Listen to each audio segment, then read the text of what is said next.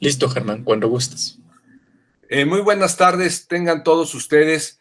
Quiero en primer lugar agradecer la presencia de nuestros destacados panelistas, Gabriela Croda Borges de la Universidad Popular Autónoma del Estado de Puebla, Ana Hirsch Adler del Instituto de Investigaciones sobre la Universidad y la Educación de la UNAM, Amelia Molina de la Universidad Autónoma de Hidalgo, Ana Berta Luna Miranda de la Autónoma de Tlaxcala, y de Connie Brunilde Saenger Pedrero del Centro de Investigación Interdisciplinar para el Desarrollo Universitario de la Autónoma del Estado de Morelos. Y como moderadora, Leticia Pons Bonals. Agradezco a todos ustedes su presencia. Lo mismo que agradezco la presencia de todo el público que en estos momentos nos acompaña, ya sea por el canal de Meet de Google, que está siendo usado por el COMIE para transmitir estos foros, o a través de nuestra cuenta de Facebook. Este es, si no me engaño, el sexto. Alfredo nos podrá corregir, porque él lleva muy puntillosamente toda la agenda de estos foros. Este es el sexto foro de una serie que hemos estado organizando desde el COMIE para analizar, reflexionar, intercambiar puntos de vista e incluso propuestas ante la situación que se ha generado en la educación mexicana a raíz del resguardo sanitario producido por la enfermedad COVID-19. Una situación enteramente nueva por muy diversas razones. Una situación inédita en el sentido literal de no haber sido vivida nunca antes por nuestras generaciones, y que ha generado una serie de cambios, de ajustes, de situaciones conflictivas, de situaciones también imaginativas y de creatividad en prácticamente todas las esferas de la vida económica, social, cultural y desde luego educativa. Y esto también ha colocado una serie de desafíos por la novedad de la situación, es decir, cómo continuar con los servicios educativos u otros servicios en otras esferas de la vida económica y social, a través de nuevos medios, sobre la base de un sistema que ya venía arrastrando una serie de problemas, algunos de carácter estructural que no se desprenden directamente de esta administración, ni siquiera de las administraciones previas, sino que son problemas de más larga data y que atañen a la estructura económica y social de México, pero también que ha puesto de manifiesto otros problemas que se desprenden de administraciones pasadas recientes e incluso de la actual. Y todo esto genera un cambio en nuestra forma de percibir la organización escolar, el currículum, las actividades educativas, nuestro propio rol como profesores, como investigadores, como padres de familia, como trabajadores, el rol de nuestros hijos, el rol en general de los alumnos. Los espacios también han cambiado, las casas se han convertido también en espacios educativos de tipo escolar, cosa que antes no era algo tan común como ahora es. Ha puesto de relieve las enormes desigualdades que existen en el país en términos económicos, sociales y educativos, por supuesto. En fin, es una situación de la cual necesitamos hablar, necesitamos comprender, necesitamos generar propuestas de investigación para comprenderla mejor y eventualmente estar con mayores posibilidades de generar propuestas que puedan ser útiles para los distintos actores. Por un lado, los tomadores de decisiones. Espero que los tomadores de decisiones estén escuchando atentamente lo que aquí se discute, las ideas y propuestas que aquí generan, pero también para otros actores que participan cotidianamente en el sistema educativo mexicano. Entonces, siguen otros foros, estamos muy comprometidos con esta discusión. Yo celebro particularmente no tanto porque los otros no hayan sido muy buenos, ustedes seguramente nos habrán acompañado y se habrán dado cuenta que han sido discusiones excelentes, sino porque el interés principal es tratar de comprender en dimensiones más acotadas, locales, si así le queremos poner, cómo se está viviendo este fenómeno nuevo y qué perspectivas se le ven para el regreso a una normalidad, ahora se le llama la nueva normalidad, y eventualmente qué tipo de cambios tiene que sufrir el sistema, tanto por los desafíos que nos impone el resguardo sanitario y la sana distancia, pero también ciertos problemas de tipo estructural o problemas que se desprenden de la actual administración o administraciones cercanas, pero previas, que tienen que ser corregidos, porque si no, de otra manera, el sistema educativo no va a poder funcionar adecuadamente. Entonces, conocer las experiencias locales, lo que está ocurriendo localmente y las propuestas es de suma importancia. No es el único foro de esta naturaleza que estamos organizando. Hay otros que también próximamente estaremos anunciando para conocer opiniones sobre lo que ocurre en otros estados. Eso por un lado. Y por otro lado, es particularmente importante para el COMIE que sean colegas nuestras, quienes desde sus lugares de trabajo externen sus opiniones, manifiesten sus conocimientos, porque si algo le hace falta al COMIE es precisamente dar mucho más voz y protagonismo a tantos colegas que tenemos en los estados. Es una vieja idea que en el COMIE hemos tenido y que estamos tratando de irla desarrollando. Así es que agradezco muy especialmente a Connie Brunilde el esfuerzo que junto con José Navarro, quien es el que nos está apoyando en la coordinación general de los foros regionales, el esfuerzo que han puesto para llevar a cabo este foro. Y desde luego reitero mi agradecimiento al resto de sus colegas que muy amablemente han aceptado participar. Entonces, estos dos ejes de estos foros regionales es una manera de decir algo, pero la idea es discutir desde lo local. Son para mí, como presidente del COMIE, de suma importancia y es algo de lo que seguiremos impulsando durante esta fase de contingencia, pero también después, para seguir fortaleciendo. Perdón, Germán, tienes el micrófono cerrado. Alguien lo manipuló, yo creo, ¿eh?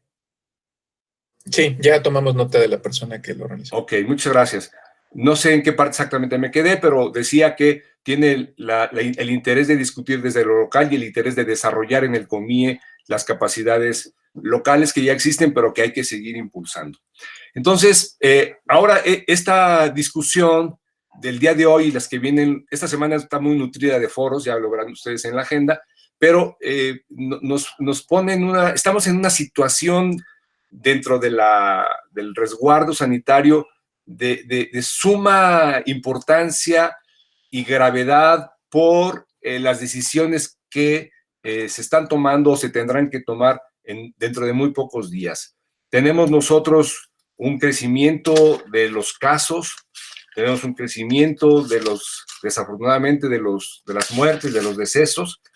No sé si a nivel anecdótico sirva, pero prácticamente todas las personas con las cuales me relaciono día a día a través de estos medios, todos ya me han comentado, a mí mismo me ha ocurrido, seguramente a ustedes también, tener ya un conocido, ya sea con la enfermedad o incluso que haya desafortunadamente fallecido. Es decir, los aros de la cebolla se han ido estrechando y cada vez están más cerca de nosotros, de tal manera que vivencialmente ya muchos de nosotros estamos sintiendo la enfermedad más allá de las estadísticas, pero las estadísticas, con todo y el gran debate que hay en torno a ellas, muestran una sola cosa: la pandemia en realidad no se ha retirado y continúa creciendo. Incluso el ritmo de su crecimiento sigue siendo cada vez más alto. Entonces, esto genera muchos problemas porque el regreso a las actividades, tanto del sistema escolar como las actividades económicas, se plantea de una manera muy, muy complicada, ¿no? Incluso ayer, creo, salió en las noticias que uno de los municipios llamados de La Esperanza, aquellos que están acordonados por otros municipios que a su vez no tienen contagios reportados, ya en ese municipio de La Esperanza, Ixtlahuaca creo que se llama, en Oaxaca, o Ixtlán, no recuerdo exactamente bien el nombre, ya había reportes de COVID-19 confirmados. Es decir, esos estados que aparentemente serían los primeros en salir porque tenían menos casos, pues simplemente no estaban ocurriendo ahí los casos porque son de las poblaciones en donde la pandemia se manifiesta después, o sea, de todas maneras tendría que llegar. Entonces, ahí hay un problema de ese tipo. Pero bueno, el caso es que este regreso nos está planteando problemas muy prácticos de logística, tanto educativa como sanitaria, para ver de qué manera va a funcionar la escuela, de qué manera se van a organizar los padres de familia, de qué manera se puede o se debería asegurar la sana distancia en las instituciones escolares que están llenas, pienso principalmente en las que están llenas de niños, que lo que más les gusta a los niños es estar juntos, abrazarse, jugar, sin preocuparse por otras cosas. Y otro tema muy importante que yo he insistido mucho cuando hago estas presentaciones, que es el tema del recorte del 75% de gastos operativos remanentes que el gobierno federal ha decretado y que va a poner serias dificultades para, no solamente para la operación, digamos, regular o normal de las instituciones, sino incluso para poder atender necesidades tan básicas e importantes como el cuidado de la salud y el cuidado sanitario. Nos decía Euriel, un colega que participó en uno de los foros, que es director de una escuela federal en Tlanepantla, un municipio del Estado de México, del área conurbada de la Ciudad de México, nos decía que en tiempos normales ellos no tenían ni siquiera dinero para jabón, que tenían que pedir ese dinero a los padres de familia. Esa parte todavía que subsiste en el sistema educativo mexicano, en donde hay fondos privados que son los de los papás, los que están financiando parte del servicio público, que no debería ser así y es todavía vergonzoso. Pero ahora en estas circunstancias, pues la necesidad de ese tipo de insumos es mucho mayor, pero no solamente por los insumos, sino por otras necesidades de los recursos. En educación superior nos va a pegar muchísimo también para el funcionamiento. Algunas de las universidades, bueno, pues aquí hay colegas que están en la Universidad de Morelos, de Hidalgo, que tienen problemas, que han tenido problemas con el gobierno federal, algunos de carácter financiero, y que se van a agudizar. Ya hay 11 universidades, son las 11 universidades que año con año venían negociando recursos adicionales para poder salir de sus crisis estructurales o por lo menos irlas solventando, y que ya se anunció que ese recurso no va a haber. Entonces, la educación superior en estas instituciones, más que en otras, porque las otras también van a ser afectadas, van a tener muchos problemas para, ya no digamos para hacer contratos de tipo temporal, sino para poder sostener los actuales, para poder sostener pensiones, para poder sostener aguinaldos, no se diga otras actividades que exigen recursos como la investigación o la difusión de la cultura. Tenemos también problemas de tipo académico, ¿no? ¿Cómo vamos a acreditar el ciclo escolar? Todo el debate de se tiene que aprobar a todos, no se tiene que aprobar, se tiene que tomar en cuenta lo que hicieron, lo que no hicieron, siempre con el problema estructural de fondo, pero muy actuante, muy presente de la desigualdad. Hay gente que no pudo conectarse o no pudo conectarse lo suficiente, de tal manera que no ha podido llevar el paso de las actividades que se han propuesto. ¿Cómo se va a resolver el tema de evaluación para detectar aprendizajes o avances de acuerdo con el programa? Temas administrativos también. ¿Qué ocurre con estudiantes que quieren seguir siendo estudiantes regulares para poder ser sujetos de una beca de movilidad, por ejemplo, y que por este problema pueden incurrir en no ser estudiantes regulares y por lo tanto ya no ser candidatos, lo cual genera también muchos problemas para ellos en sus planes académicos, pero también refuerza también situaciones de desigualdad? En fin, hay un montón de cosas de tanto más prácticas, inmediatas, como también más profundas sobre el significado de la institución escolar, sobre el significado del aprendizaje, sobre el significado de los currículos, sobre el significado de las actividades escolares, sobre los roles de ser maestro, ser papá o mamá al mismo tiempo, de ser estudiante e hijo de casa o hijo de familia al mismo tiempo, los usos de los espacios, todas estas situaciones que nos han llevado, algunos le han llamado ahora la hibridización de tiempos, de espacios, de actividades. En fin, hay muchos problemas. Obviamente, tratar todos estos no se puede en un foro, pero la idea es que con sus opiniones, con sus conocimientos, con sus aportaciones, podamos ir arrojando algunas ideas interesantes que puedan ir alimentando una agenda de investigación. Ya no voy a decir al futuro, sino una agenda de investigación actual, porque es algo que tenemos enfrente, pero obviamente que tendrá impactos decisivos en el futuro. Entonces, tener la mirada bien aguzada sobre todos estos fenómenos y generar propuestas de investigación va a ser muy importante, principalmente para nosotros, porque somos un consejo que promueve la investigación, y también para ustedes que son fundamentalmente investigadoras.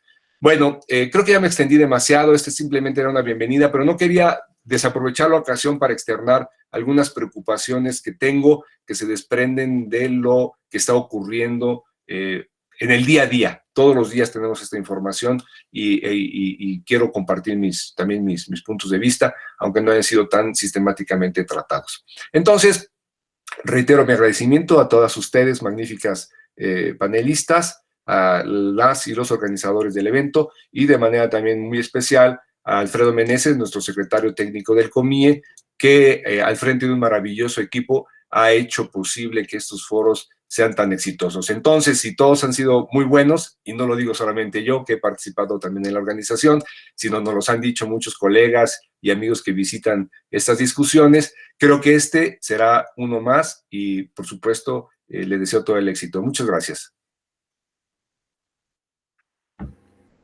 Muchas gracias, Germán, por esta introducción tan extensa y a la vez incitativa para nuestro foro.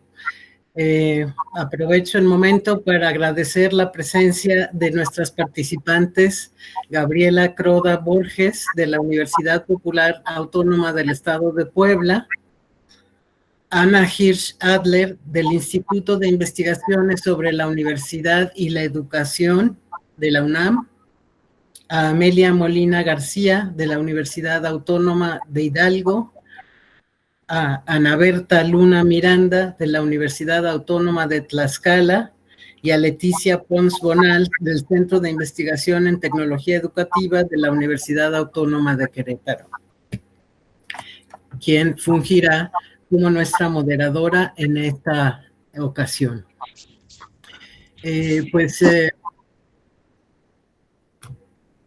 A manera de introducción, me gustaría simplemente señalar que los propósitos del foro son los de analizar las condiciones en las que se encuentra la operatividad de las universidades en estas localidades y los problemas que han tenido que enfrentar docentes, investigadores y estudiantes para dar curso a las actividades preponderantes en las universidades públicas estatales. La idea es discutir problemas comunes en contextos diversos y encontrar alternativas para un desarrollo futuro próximo, y también para poder discutir algunas cuestiones relativas a la posibilidad de hacer cambios trascendentales en los programas que hasta ahora hemos estado desarrollando en las universidades. Sin más, dejo la palabra a la doctora Leticia Pons y les doy la más cordial bienvenida a todos quienes están conectados en este momento. Muy bien. Gracias, Connie. Yo creo que sin más preámbulos vamos a dar la palabra a nuestras ponentes. Solamente les voy a recordar rápidamente la dinámica de trabajo. Tenemos una primera ronda en donde cada una de nosotras tendrá un máximo de 10 minutos para dar respuesta a 3 cuestionamientos que nos van a permitir destacar las acciones impulsadas en las universidades de nuestras entidades. En la segunda ronda daremos 5 minutos a cada una para responder cuestionamientos realizados a lo largo de las presentaciones o a través del chat que hayamos recibido de parte de los asistentes. Y habrá una tercera ronda muy pequeña en donde podemos hacer una breve conclusión cada una de nosotras. Les recuerdo los cuestionamientos que tenemos que responder en esta primera ronda. El primero es, ¿cuáles son las respuestas dadas por las universidades en sus respectivas entidades federativas para continuar actividades de manera no presencial?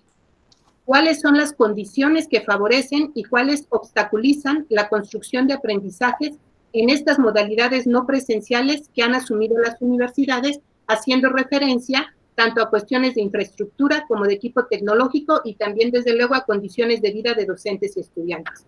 Y la última pregunta es, ¿cuáles alternativas puede ofrecer la disrupción escolar para el regreso a clases presenciales y para actuar ante nuevas situaciones imprevistas o de riesgo? Iniciamos, por favor, le cedemos la palabra a la doctora Gabriela Croda Borges de la Universidad Popular Autónoma del Estado de Puebla, México. Muy buenas tardes, muchas gracias Leti por la palabra. Y bueno, antes que nada, brevemente hacer un agradecimiento a la doctora Connie por la invitación, al doctor Navarro, por supuesto, al doctor Germán y a todos los organizadores y panelistas, saludarles que nos acompañan en esta mañana. ¿Se escucha bien? Sí. Bueno, subo un poquito el volumen de mi micrófono, ¿se escucha mejor ahí? Bien, pues en atención a los interrogantes que hemos construido de manera conjunta para este foro, yo quisiera compartir la experiencia. No se escucha. Se cerró el micrófono. ¿Ahí ya se escucha? Ya. Bien, gracias. ¿Ahí me escuchan bien? Sí. Bien, Perdón, gracias. doctora, bueno, le sugerimos por favor mantener los micrófonos silenciados, aquellos que no estén haciendo uso de la palabra.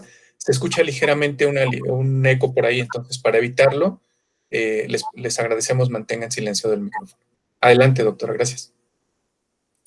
Gracias, Alfredo. Bien, la contribución que yo quiero realizar, que voy a realizar esta mañana, sí, yo creo que se siguen algunos micrófonos abiertos porque escucho mucho el regreso. Sí, perdón, doctora Leti Pons, le voy a silenciar el micrófono porque está regresando el sonido. Más tarde, cuando vaya a participar, en la parte inferior está un botón para poderlo activar. Yo desde acá no lo voy a poder hacer. Adelante, doctora, gracias. Gracias nuevamente.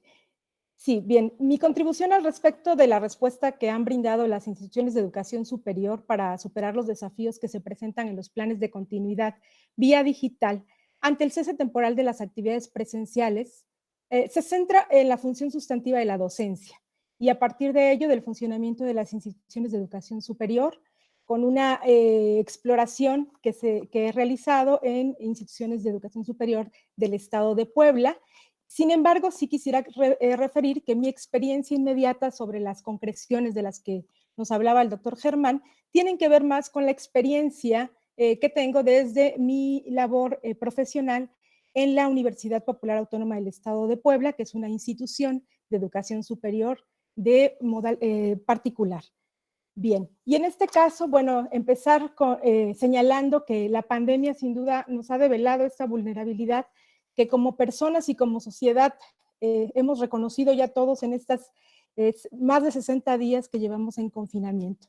Obviamente vemos la vulnerabilidad en nuestra salud, lo decía también ya en la introducción, cada día con mayores, con el reflejo de datos y de casos más cercanos a nosotros, desafortunadamente, pero también en todos los ámbitos de la vida humana, el económico, por supuesto, el político, social, cultural, y ello también nos ha permitido constatar la enorme desigualdad educativa que se vive en el país, pero particularmente en nuestro estado. En educación superior había muchos desafíos no resueltos, como el crecimiento sin calidad, por supuesto, en algunos casos inequidades en el acceso y en los resultados de aprendizaje, así como en la pérdida progresiva también del financiamiento público. Evidentemente estos resultados se ven todavía acentuados y se verá en el futuro seguramente mucho más el impacto de ello aunado o más bien generado por la contingencia. Entrando en las respuestas particulares que las instituciones de educación superior han dado en esta etapa de confinamiento, habrá que destacar en primer término la continuidad de las actividades formativas, evidentemente con diferentes ritmos y estilos, dada la enorme diversidad y posibilidades estructurales, técnicas y por supuesto en general de capacidad de las instituciones que conforman el subsistema de educación superior en el estado de Puebla.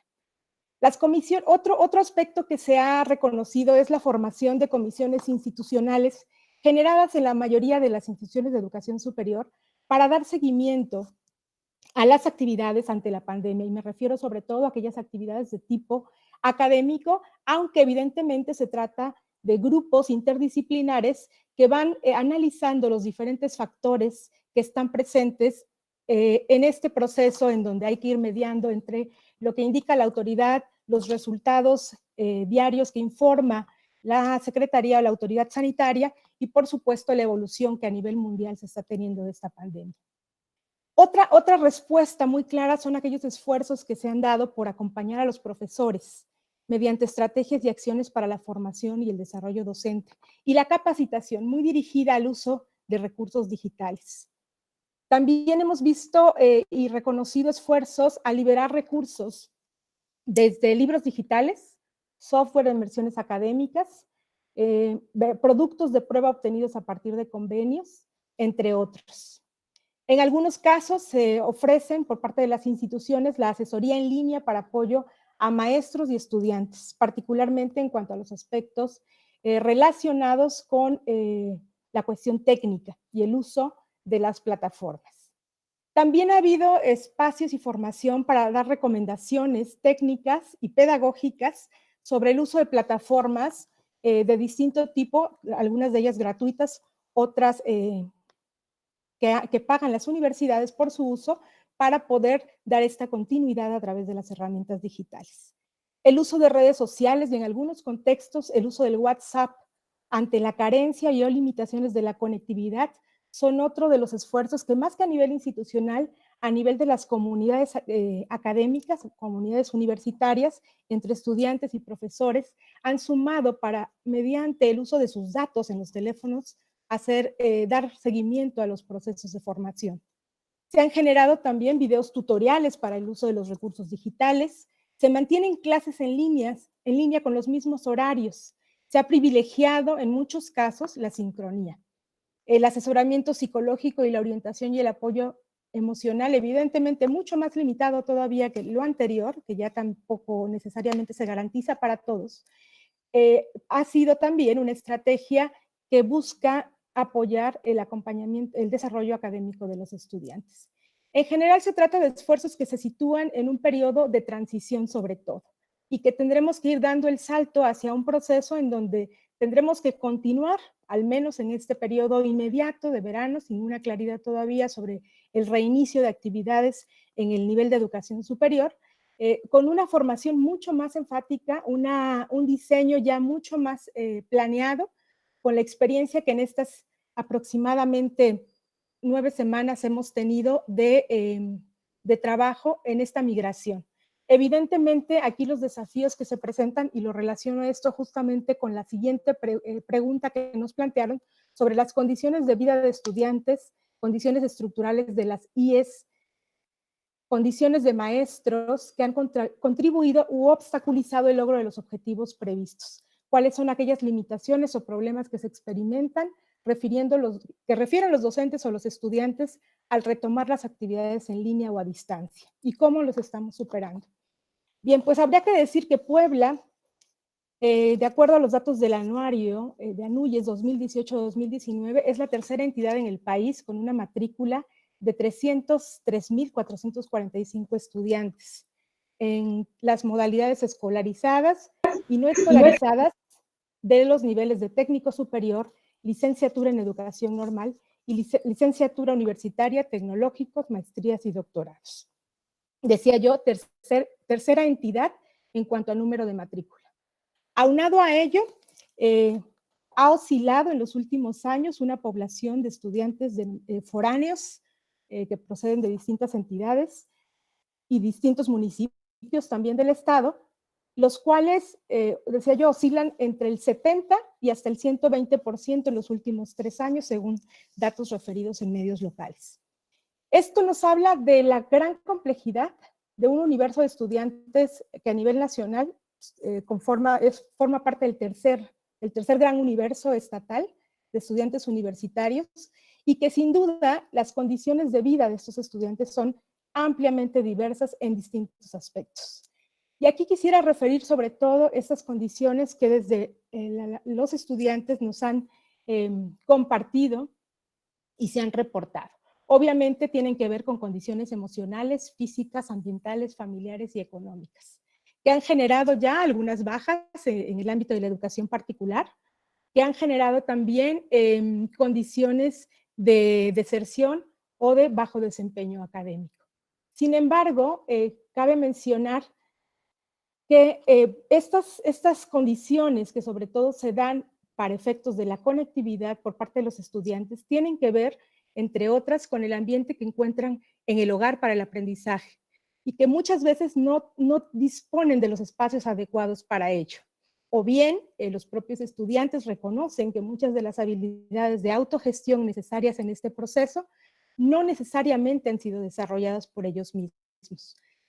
El acceso a la computadora en muchas ocasiones, no solo en las instituciones de los sectores de otras entidades o de otros, más bien de otros municipios del estado, no solo en esos lugares no lo tienen. También los estudiantes, evidentemente en la zona urbana de la ciudad de Puebla, muchas veces no tienen el acceso a un computador y también a las condiciones, sus condiciones en general para el aprendizaje virtual pueden llegar a ser afectadas por la conectividad.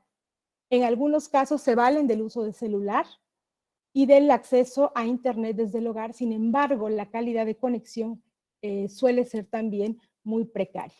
Y aquí yo quisiera compartir, abonando a esa concreción y esa vivencia que tenemos en los contextos inmediatos en los que nos encontramos, algunas recomendaciones puntuales que en este caso un grupo de estudiantes de la licenciatura en psicopedagogía de nuestra institución nos han hecho después de haber experimentado ellos mismos pues nos decían algunos, estas diversas emociones encontradas, algunos lo referían como frustraciones, pero también otros como áreas de oportunidad para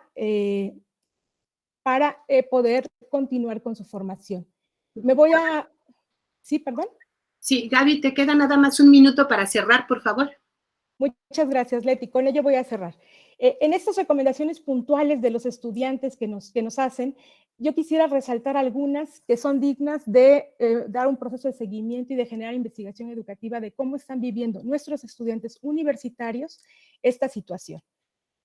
Por un lado, ellos recomiendan a los profesores dejar tareas con sentido, clarificar los objetivos de las actividades, que contribuyan realmente a su aprendizaje. Enfocarnos en la calidad y no en la cantidad, nos dicen. No es necesario cubrir el programa. Déjennos menos tareas y hagan mejores explicaciones. En el ámbito de estrategias, recursos y conectividad, los estudiantes recomiendan diversificar las herramientas con videos explicativos, aplicaciones, ser precisos en los temas que se abordan. Por favor, no leer las diapositivas toda la clase, gamificar el aula, favorecer el trabajo colaborativo, las actividades, clarificar sus tiempos determinados, reducir el tiempo de clases y prender la cámara y obligar a participar. Finalmente, la interacción. La interacción nos hacen referencia a la empatía. Los estudiantes dicen, nosotros también estamos cansados, no tenemos internet todo el tiempo. Si les avisamos con antelación, por favor no nos pongan falta. Estén al pendiente de su correo electrónico, tenemos dudas. Es mejor aprender poco pero bien, que muchos a medias interactúen con nosotros. Bien, pues yo con ello cierro esta muy cercana referencia a comentarios explorados por los propios estudiantes a través de un sondeo realizado en Instagram y que nos han compartido para poder a su vez llevar a este foro con el permiso de todos ellos. Agradezco la atención y quedo atenta a las demás participaciones. Ok, muy bien, Gaby. Te pido, por favor, si revisas el chat, porque Jonathan te está pidiendo que le compartas el documento que nos acabas de citar. Y damos ahorita paso a la doctora Ana Hirsch Adler para que nos responda los cuestionamientos que guían nuestro foro.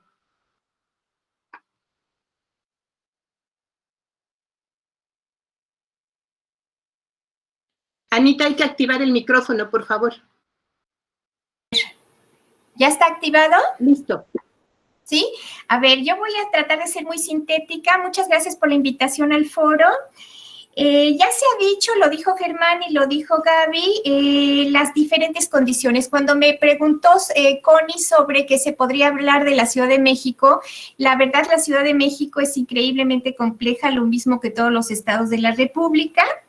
Pero lo que me abrió un poco la mente sobre esto es hablar de la necesidad de que hagamos una gran cantidad que hagamos una muy buena investigación, generalmente no una investigación individual, sino una investigación entre todos nosotros, sobre las enormes diferencias que hay tanto en las universidades públicas como privadas. Yo pienso que es la Núñez de alguna manera quien sería una de las encargadas favoritas, digamos, de tener, para que pudiéramos tener acceso a todas estas, a esta información tan importante para realizar la investigación. Depende mucho, hay muchas diferencias entre las universidades, hay diferencias entre los posgrados, hay diferencias en las licenciaturas, hay diferencias en las condiciones de trabajo de profesores y alumnos. Entonces yo creo que tenemos una gran oportunidad de trabajar, por ejemplo, lo doy como un ejemplo de un posible tema, las condiciones de trabajo. Yo me referiría más que, a diferencia de lo de Gaby Croda, no tanto de los estudiantes, sino que nosotros estudiamos fundamentalmente con el profesorado. Entonces, explorar de manera más profunda las condiciones de trabajo que tenemos. Fíjense, por ejemplo, si hablamos de la UNAM, la diferencia enorme que tenemos de condiciones de trabajo entre las personas que trabajan en institutos y centros y los profesores que trabajan en escuelas y facultades. La diferencia entre los niveles de enseñanza en la propia UNAM también son enormes. Por ejemplo, entre la licenciatura y el posgrado, ni les digo nada del nivel medio superior, que siempre es como el más perjudicado. Bueno, yo estuve indagando con algunos profesores de la UNAM, pero no tanto de los institutos, sino de las CENEPS, por ejemplo. Y lo que me comentaron es que lo que fue muy difícil en tomar esta rienda de la situación digital, ¿no? Frente a lo que estábamos acostumbrados durante muchos años de lo presencial, era el aprendizaje, que por mucho que la UNAM ha dado muchas medidas y muchas ideas y muchas facilidades, pues resulta que cada quien tuvo que encontrar la manera de entrarle a esta situación. Entonces, bueno, mi primera pregunta, la respuesta a la primera pregunta en breve sería la oportunidad de que tenemos de estudiar las enormes diferencias que tenemos en el nivel de la educación superior. En el tema 2, que habla un poco más de las condiciones de vida. Bueno, por un lado están lo que ya llamamos las condiciones estructurales e institucionales de las universidades, que varían mucho, eso fue la pregunta 1, pero deberíamos de pasar ahora a las condiciones de vida de los profesores y de los estudiantes. Ya mencioné para la primera pregunta la necesidad de realizar investigación más profunda sobre este tema. Mi preocupación, igual que la que se ha mencionado ya mucho, es que no todas las personas, no todos los estudiantes y tampoco todos los maestros, piensen en los profesores de asignatura, cuentan con estas computadoras o tabletas, y lo que a mí me ha llamado mucho la atención es que inclusive antes de la pandemia, los estudiantes que yo tengo en el posgrado de la UNAM usan su teléfono, ya no leen ningún libro, ¿no? Todo lo que está en el teléfono. Entonces llega un momento en donde el teléfono se convirtió en el principal medio de comunicación. Yo creo que ese es un asunto que también habría que investigar. En el punto 3 hay una preocupación que yo tengo sobre, entiendo la necesidad y la oportunidad que hubo. Bueno, ¿se cortó? No, doctora, la escuchamos bien, adelante. Ah, es que como aparece otra imagen. Ajá, bueno, una disculpa. A ver, yo creo que fue una enorme oportunidad el asunto de entrarle a las herramientas digitales, plataformas, todo lo que Gaby Croda mencionó. Pero yo tengo una enorme preocupación sobre qué pasa con toda la experiencia y la trayectoria que tenemos desde hace muchísimos años en la presencial. La presencial quiere decir mirar cara a cara a los estudiantes, trabajar con ellos, observarlos, escuchar sus dudas, escuchar sus problemas, apoyarlos en donde sea posible. Yo creo que las herramientas digitales pueden ser una gran oportunidad, pero que creo que es difícil de sustituir en la presencial.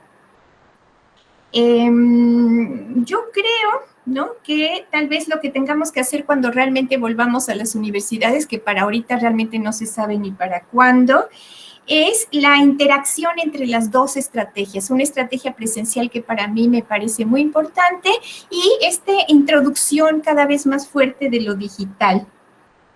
Para cerrar la pregunta 3, yo diría, y es una pregunta muy importante esta de qué vamos a hacer con la educación. Yo creo que habría que tomar no solamente la educación superior, por supuesto que es nuestro foro, pero yo estoy muy preocupada del problema de la educación en términos muy amplios, porque creo que hay un descuido del cuidado de sí mismo, o sea, esto que nos han enseñado mucho desde la sociología, y de un comportamiento ciudadano que respete las reglas básicas y que entienda lo que se requiere para la protección de la vida, de la naturaleza y del planeta. Estoy muy preocupada porque hubo grandes foros muy importantes en Europa y en otros países sobre el calentamiento global. Y con esto de la pandemia, pues ha quedado, por ejemplo, en un lugar secundario, claro, porque esto es muy preocupante, pero el problema es que están muy relacionados. Entonces, yo creo que nos hace falta en este país preparar a la gente realmente en todos los niveles educativos, tanto, lo repito, tanto para el cuidado de sí mismo como para un mejor comportamiento ciudadano que nos evite tantos riesgos, porque sabemos que por más que se les dice a las personas, a muchas personas que por favor se cuiden, que cuidarse a uno mismo implica cuidar a los demás, pues sabemos que mucha gente no cumple con estas reglas. Con esto yo terminaría mis 3 preguntas. Muchas gracias. Muchas gracias, doctora Anita. Le vamos a ceder la palabra a la doctora Amelia Molina García de la Universidad Autónoma del Estado de Hidalgo.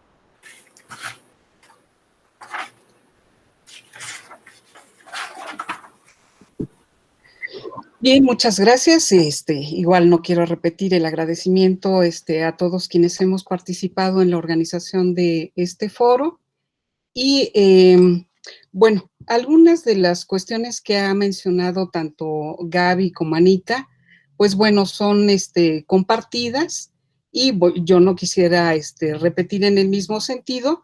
Yo me abocaría un poco a la experiencia en lo particular de la universidad donde laboro, la Universidad Autónoma del Estado de Hidalgo, y donde una de las cuestiones que es como nuestro elemento inicial de reflexión fue la presencia de la influenza en 2009. El rector en turno lanzó a todos nosotros una preocupación de, bueno, ¿qué estábamos haciendo? Porque en esa ocasión, bueno, sí nos tomó por sorpresa, no sabíamos qué hacer, se empezaron a improvisar cosas, etcétera, ¿no? Entonces, a partir de ese momento, la universidad toma la decisión de empezar a buscar estrategias de atención para nuestros estudiantes y sobre todo la parte de formación a los docentes. Entonces, en mayo de 2011 nos aplican un examen a todos los universitarios, bueno, a todos los profesores que componemos la planta de la universidad sobre 3 ejes básicos. La parte de lo que es el inglés, la metodología de la investigación y las cuestiones tecnológicas. Con esto se hizo un sondeo de cómo andaban nuestras competencias en esos 3 campos y a partir de ahí se generó una estrategia para darnos formación permanente. Se fortalece lo que es la dirección de superación académica y entonces empiezan a abrir cursos. En primera instancia, los cursos son presenciales sobre competencias en los 3 ámbitos que ya les comentaba. Los primeros años la función era pues certificar a los profesores y en algunos casos se convertía simplemente como en esta parte de formación para tener la certificación, ¿sí? Y bueno, se han hecho varios intentos por sistematizar qué tanto han impactado estos cursos en la práctica docente.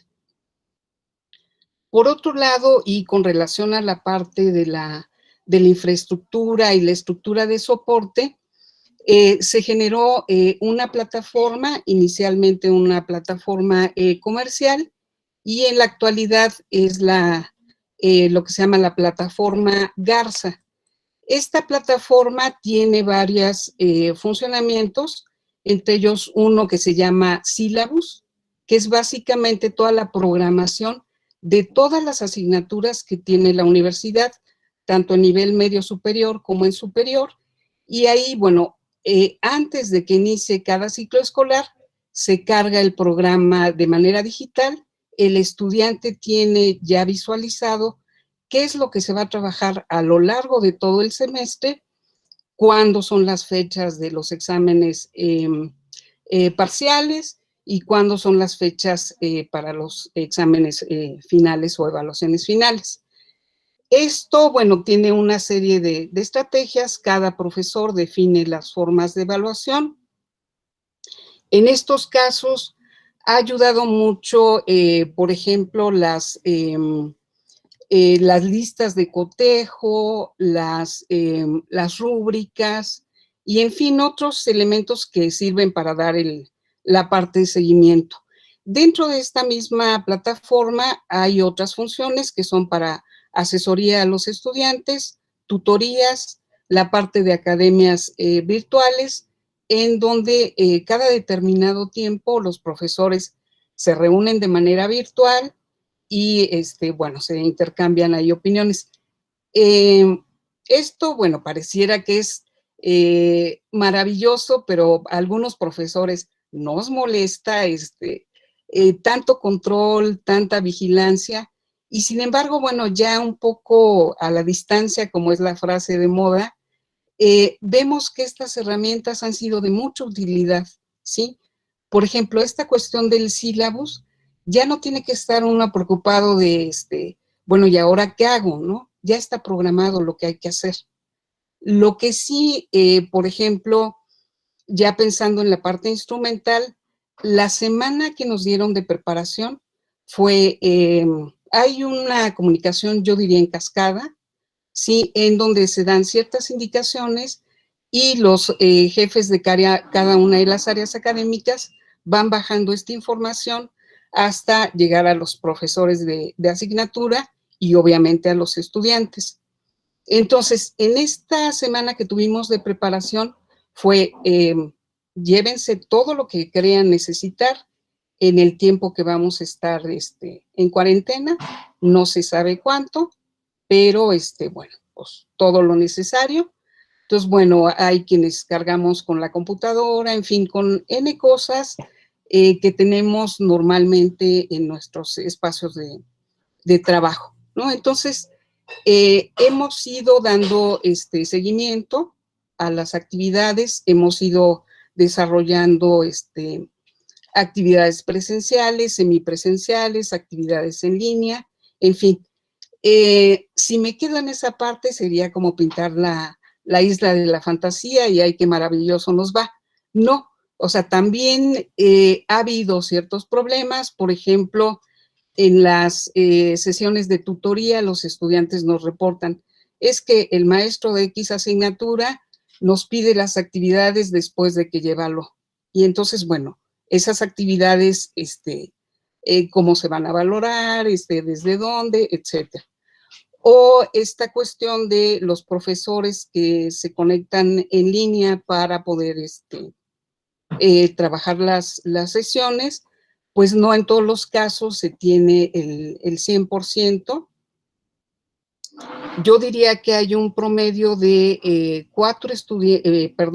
5 o 6 estudiantes por un grupo de 40 que no tienen conectividad. Incluso, bueno, los mismos estudiantes por correo nos notifican, no tengo manera de conectarme, no tengo manera de mandar mis actividades.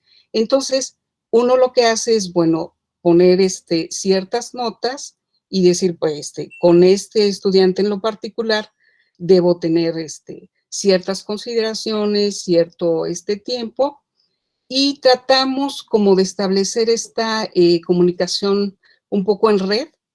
Por ejemplo, si yo no me puedo comunicar con un estudiante, algún otro de sus compañeros busca hacerlo por WhatsApp o por alguna otra instancia y el estudiante se reporta. Insisto, no en todos los casos sucede esto.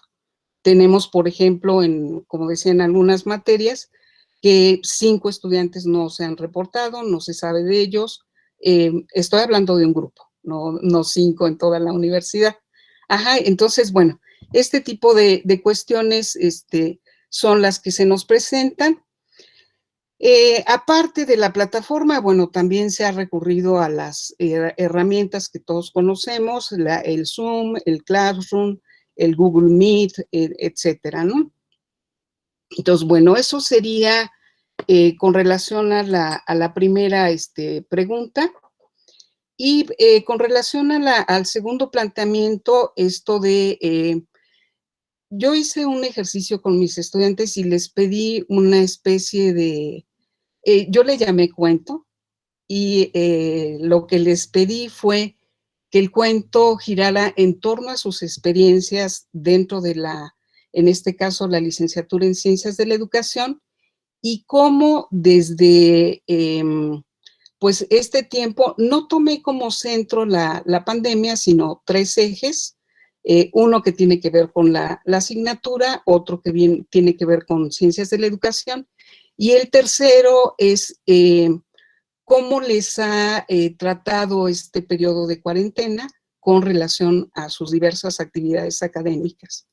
Y, por ejemplo, quienes están a punto de terminar, porque es su último semestre, pues bueno, lamentan mucho el no poder haber concluido el semestre de manera presencial con sus compañeros, el no poder compartir esta parte de organización de su fin de ciclo, etcétera, ¿no? Entonces, como que es la parte emocional la que más les está moviendo, por lo menos al grupo donde hice esta prueba, de no poder compartir con sus compañeros estas experiencias, ¿no?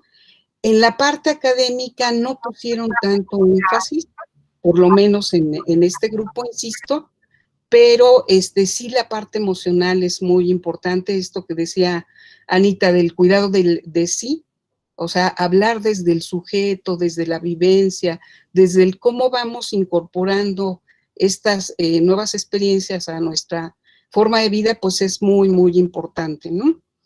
Y bueno, con relación a esto... Amelia, por favor, en un minuto, si nos haces favor de concluir. Sí, claro. Sí, ya termino, son 2 puntitos nada más.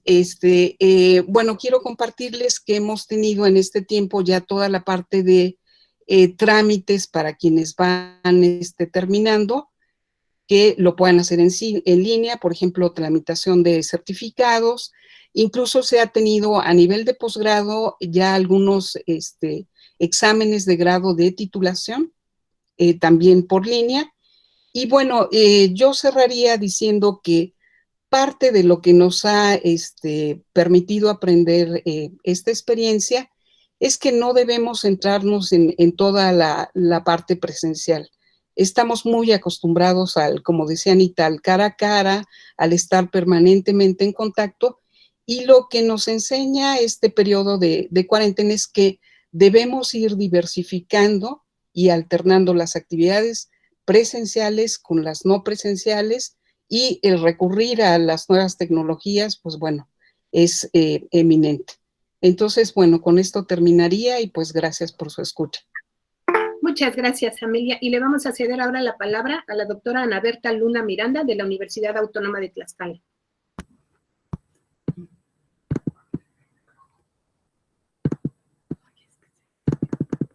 Buenas tardes, muchas gracias, Leti. Buenas tardes, Anita, Connie, Amelia, Gabriela. Es un gusto estar con ustedes y coincidir nuevamente en esta tarde. Agradezco mucho la invitación a este foro, al comité organizador. Incluyo en este agradecimiento las atenciones prestadas por Connie y el grupo de apoyo del COMIE y del doctor Germán. Muchas gracias a Leti por la presentación y sobre todo a la audiencia que nos hace favor de estar presente en esta ocasión. En estos últimos días hemos escuchado de las voces de comentaristas y de las compañeras que me antecedieron, analistas y principalmente investigadores educativos, los efectos provocados debido al problema pandémico que estamos pasando en lo económico, lo social, lo familiar, lo laboral en todo el país y en el asunto que nos atañe en el sector educativo principalmente. Y en este caso, en el que nos toca participar, el inferir lo respectivo a la educación superior de las entidades federativas y en la región, como normales, institutos y universidades. Daré respuesta a las 3 preguntas planteadas en el orden que se nos planteó en los cuestionamientos acerca de la complejidad presentada en el Estado, de la respuesta de las CIES ante lo disruptivo de la pandemia y de las alternativas a desarrollar ante el cambio educativo requerido para el nivel superior. En el estado de Tlaxcala, lo conocido hasta el momento por datos oficiales sobre COVID-19, anotan cifras muy alarmantes, medida que se da en tasa poblacional. Que así sea uno o más casos es muy lamentable.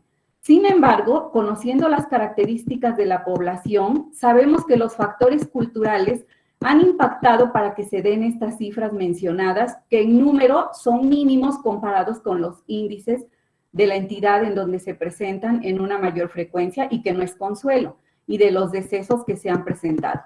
Previendo esto, en el sector educativo, tanto en el régimen público como privado, se atendieron las sugerencias del gobierno federal y estatal, suspendiendo las actividades escolares presenciales en todo el sector correspondiente a la educación superior presencial, a partir de mediados de marzo. Más que describir los problemas que se han presentado y que muchos de ellos han sido repetidamente mencionados, sobre todo los más afectados han sido los grupos más vulnerables.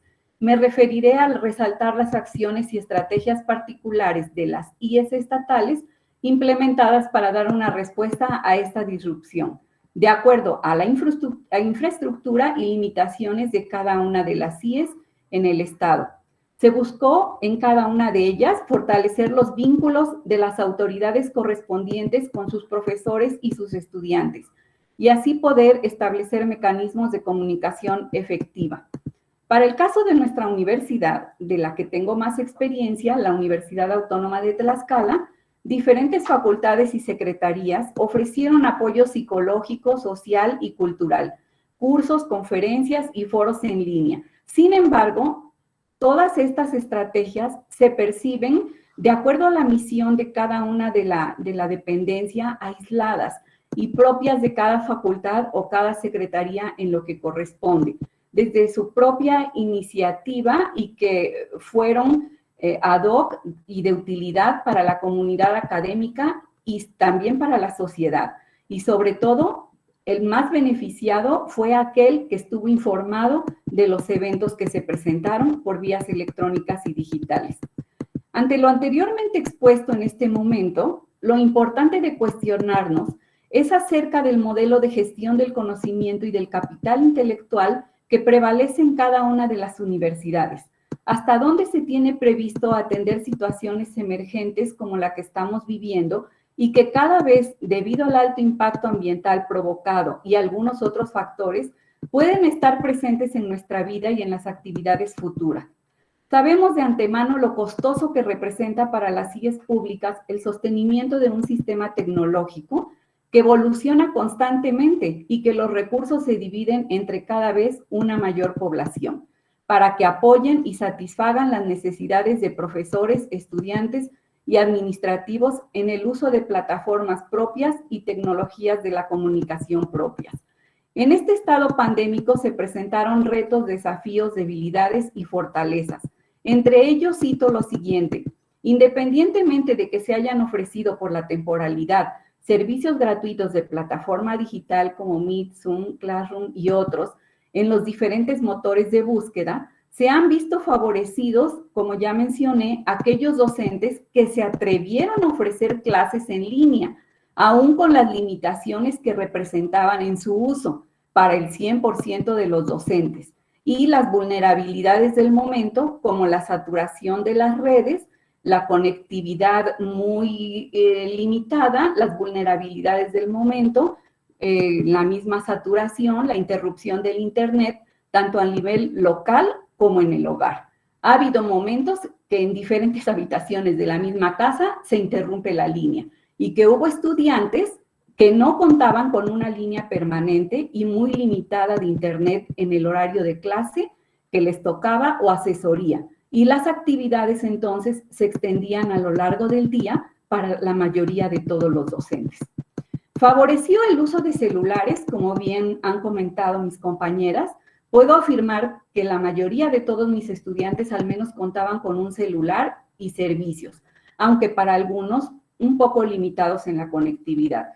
Tenían WhatsApp, Facebook, correo electrónico, lo que favoreció una creatividad en la mezcla de todos estos medios, una comunicación inmediata y la realización de las actividades y de las tareas. Se ha mantenido una comunicación horizontal y vertical en toda la institución, por facultad principalmente, y por grupos y coordinaciones académicas. y por grupos y coordinaciones académicas, dando continuidad en la medida de lo posible a las situaciones de aprendizaje a nivel grupo y a nivel organizacional. Sin embargo, la reflexión que emerge de esta situación que estamos viviendo va en el sentido de resaltar lo complejo que resulta en este momento la interacción docente con los estudiantes en la impartición de cátedra y o asesoría, debido a la complejidad de cada área, de cada asignatura y de cada especialización, y del número de estudiantes por grupo, que es muy variado, al menos entre la licenciatura y el posgrado y entre las diferentes facultades. Para algunas de estas se facilita más que para otras, ya que se presentan situaciones muy complejas, como mencionaba Anita, sobre todo en las ciencias experimentales y en las humanidades o en las biológicas, por ejemplo, para lograr los aprendizajes significativos y el verdadero desarrollo de las competencias que estaban programadas a través de las estrategias y mecanismos implementados y el confinamiento. Estas situaciones vividas y comentadas en foros y con algunos colegas y estudiantes nos llevan a resaltar el papel fundamental que adquiere la formación didáctica y pedagógica en este momento, con la que cuentan cada uno de los docentes para responder y adaptar las estrategias planificadas al inicio del curso y así obtener un mayor beneficio que no es propio solo con el uso de los recursos tecnológicos y digitales, y poder dar sentido a las actividades docentes y de investigación realizadas, ya que el uso de las TIC por sí mismas facilitan, son mediadoras, pero no son suficientes en el modelo presencial. La educación a distancia es otro tipo de desarrollo curricular y su implementación es variada. Entonces, nosotros tenemos que aprender a ir mezclando, como decía Amelia. A través del modelo MIC, que es el modelo humanista integrador por competencias, implementado y propio de nuestra universidad, se ha seguido una línea de formación mediante cursos de formación docente, principalmente a los profesores de licenciatura, y un diplomado que ofreció la Secretaría Académica, fundamentado en el mismo modelo de responsabilidad social y sustentabilidad, que ha aplicado en su mayoría solamente a los docentes de tiempo completo, que fuimos los privilegiados. Resultados de diversas investigaciones realizadas a nivel licenciatura y posgrado en el mismo posgrado de educación, se ha encontrado que la formación de los docentes responde en el desarrollo de habilidades y actitudes a la formación de los profesionistas. Sin embargo, y coincidiendo la opinión de docentes y de estudiantes, en que los puntos de mayor problema se presentan en el desarrollo de actitudes como falta de empatía y tolerancia de los docentes hacia los estudiantes, y en las actitudes que presentan hacia la evaluación de los aprendizajes, como bien ya se mencionó.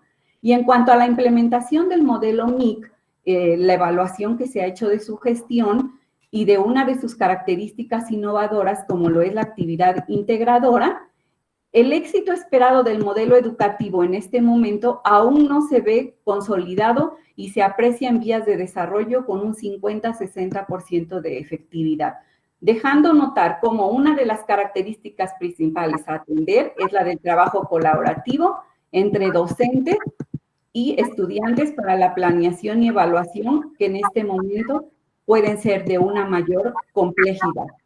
Indiscutiblemente, ya para cerrar esta situación emergente de mi participación en el foro, nos ha llevado a aprender día a día, a nivel personal y profesional, y sobre todo a nivel institucional.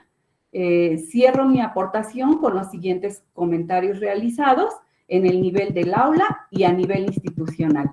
En el nivel del aula tenemos que estar preparadas, tenemos que estar principalmente a hacer una valoración acerca de los contenidos y de lo verdaderamente importante y útil para responder a la vida futura profesional de nuestros estudiantes, de las estrategias y mecanismos implementados para su aprendizaje y su evaluación, y de la responsabilidad que tenemos con cada uno de los estudiantes y el estar frente a un grupo.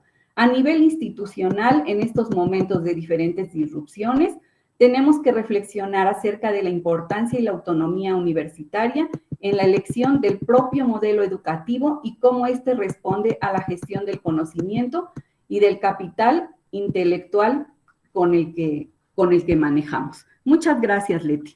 Ok, muchas gracias, Ana. Me voy a permitir permitir tomar ahora la palabra.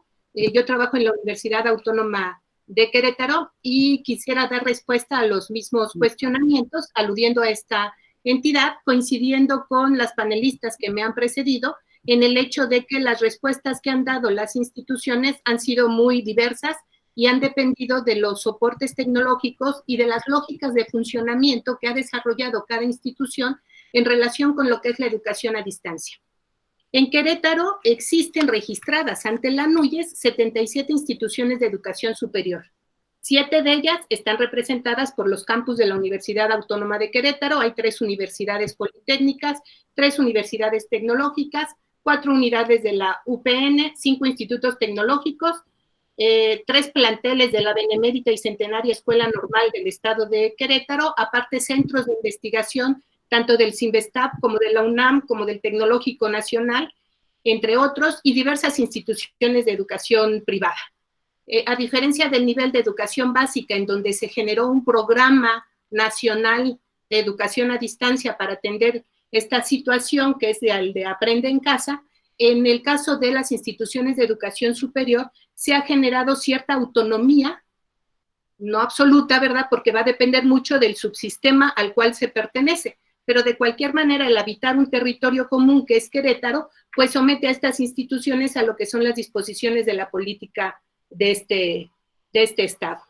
Me gustaría comentar que al principio, digamos como por ahí de inicios de marzo, finales de febrero, las acciones se limitaban a que debiéramos de tener medidas preventivas en las universidades y en las instituciones de educación superior en general. Cuando se anunció el primer distanciamiento, digamos, esta jornada nacional de sana distancia y que suspendió las clases en las aulas físicas, el gobernador de Querétaro decretó que a partir del 18 de marzo, un poquito antes de lo que había estipulado la SEP, unos días antes, se decretaba la suspensión.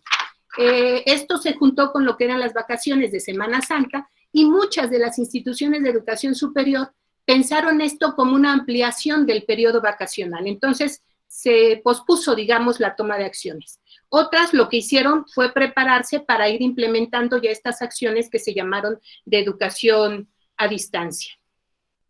Pero ya cuando se anuncia que el 20 de abril todas las instituciones educativas tienen que continuar actividades en línea o a distancia, entonces las instituciones todas, específicamente la que nos interesan de educación superior, tuvieron que llevar a cabo o definir sus lineamientos y sus acciones. Esto es que si hasta entonces las autoridades y algunos docentes se habían mostrado reacios a la educación a distancia, el alargamiento constante que ha tenido esta situación de aislamiento hizo que cada vez se sumaran más las voces a favor de lo que es la educación a distancia.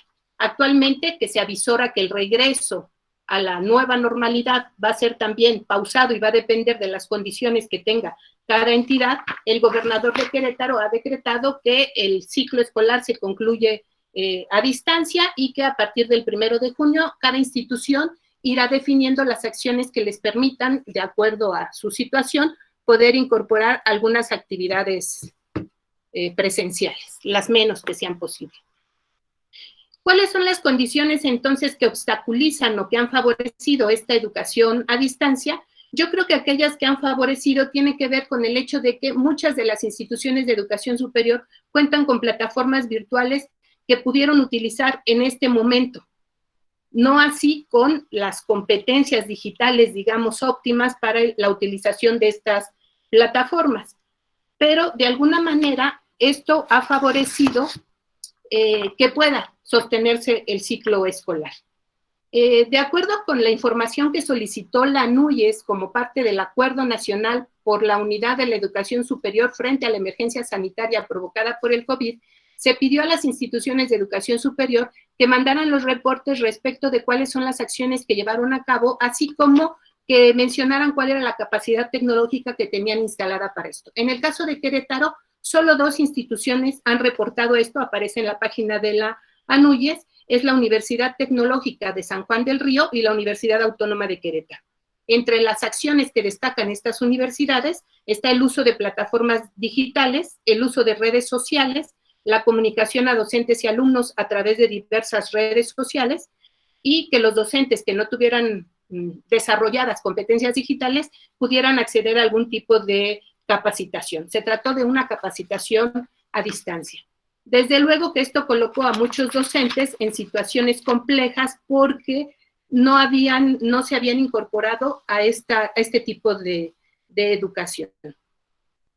En la práctica, lo que nosotros observamos es una concepción muy limitada de la educación a distancia. O sea, se tomó la decisión de continuar el semestre, concluir el semestre, pero esto de la educación a distancia como que no se ha comprendido tal como es. Se ha tratado más bien de llevar el modelo presencial a través de la computadora, y la mayoría de las clases que nosotros observamos usan la computadora como el pizarrón, ¿sí? De ahí la prevalencia de actividades síncronas, de ahí la escasa utilización de otros medios digitales que podrían favorecer la comunicación entre las personas y que necesariamente no es posible en este momento porque no se ha desarrollado esta cultura digital, digamos, que favoreciera este tipo de comunicación y que pueda ser utilizado para la formación.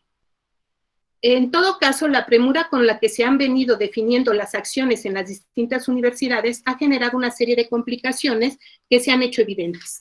Falta de capacitación de docentes y estudiantes, complicaciones en las dinámicas familiares, escasez de conectividad y además estructuras académicas y curriculares muy rígidas que quieren seguir funcionando como si las clases se llevaran de manera presencial. Esto me lleva un poco a pensar que hay como que dos sentidos que ha tenido la educación a distancia que se ha venido aplicando en las instituciones de educación superior. Uno es esta idea de que la educación a distancia es la panacea porque nos permite concluir el ciclo escolar, y nuestra preocupación es concluir el ciclo. Y aunado a esta preocupación de concluir el ciclo escolar está la necesidad de asignar las calificaciones, ¿sí? Como consecuencia de esta prioridad que asume la conclusión del ciclo escolar, se presenta entonces esta preocupación muy desmesurada por asignar las calificaciones. Y esto, si me permiten leer un pedacito, tiene que ver, por ejemplo, con las últimas medidas que ha tomado la Universidad Autónoma de Querétaro. Estos son los lineamientos de observancia para el retorno a la nueva normalidad, y los puntos centrales para las actividades académicas son la evaluación de las asignaturas, que se va a llevar a cabo de forma virtual, considerando en todo momento otorgar las mayores facilidades a estudiantes para entregar sus trabajos, hacer sus exámenes y establecer estrategias que permitan valorar los conocimientos adquiridos. Y la asistencia muy restringida a partir del 1 de junio, solo para aquellas actividades académicas que tienen que ver con prácticas, sobre todo aquellas formaciones que están desarrolladas en laboratorios o que cuentan con laboratorios. Bueno, para responder la tercera pregunta de cuáles son las alternativas que puede ofrecer la disrupción, me parece que lo que está pasando es que las instituciones, las universidades, se están dando cuenta de que la educación tal como la habíamos venido pensando no puede seguir de la misma manera. ¿Sí? Ahorita es esta pandemia, ya nos han realizado varios anuncios de que esto puede continuar, generalmente, o creo yo que bajo el desarrollo que lleva nuestra sociedad, como una sociedad del riesgo, de la incontinencia, de la incontingencia, lo que va a pasar es que se nos van a presentar cada vez más estas situaciones. La UAC de manera particular tiene cierta importancia en lo que es la oferta de posgrados no escolarizados.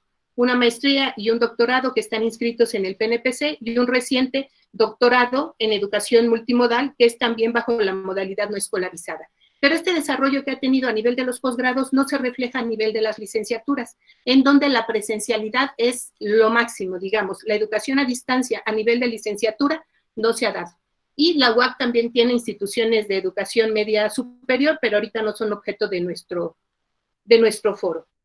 ¿Cómo entonces puede esta universidad transitar su experiencia para fortalecer esta educación multimodal que nos permitiría entender que hoy día lo virtual y lo presencial no tienen que ser vistos como dos modalidades que se oponen, sino más bien como modalidades que tienen que ser incorporadas y que implican además la formación de los docentes, la formación de los estudiantes, que además se tendría que hacer frente a la reducción de los recursos que se han venido anunciando para las universidades, y creo yo que un punto de partida tendría que ser el diagnóstico de cuáles son las capacidades tecnológicas y las competencias digitales con las que cuentan las comunidades universitarias.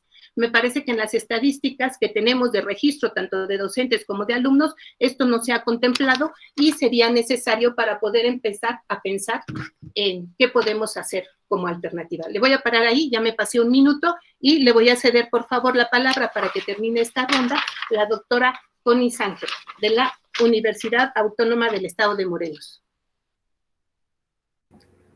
Muchas gracias, Leti.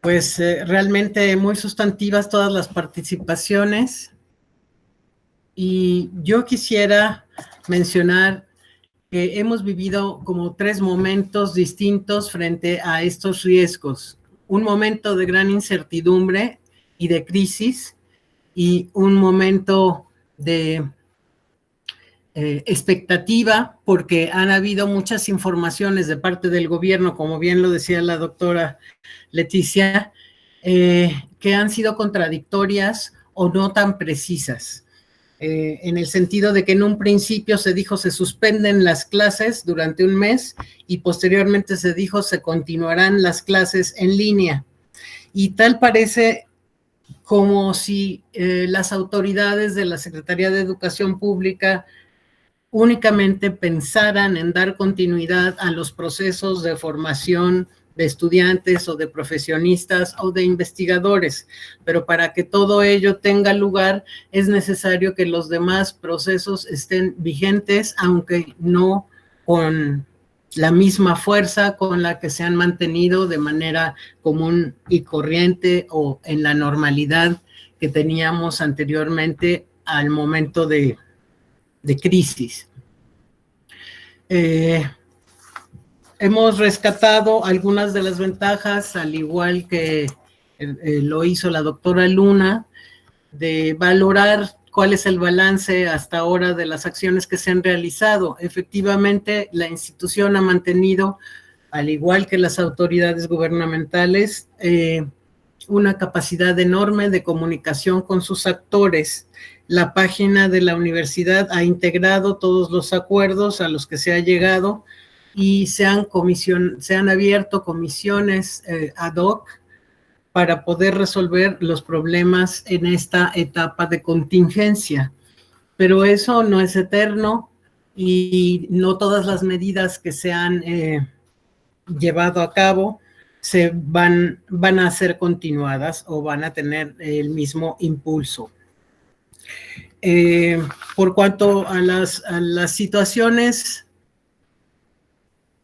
inequitativas de los actores que habíamos pensado entre profesores y estudiantes que estuvieron y han estado comunicados entre sí, pero no todos han tenido la facilidad de disponer ni de los implementos en sus domicilios, implementos, equipamiento digital, ni todos han tenido también las capacidades actualizadas como para poder desarrollar de nuevo una planeación pertinente en línea.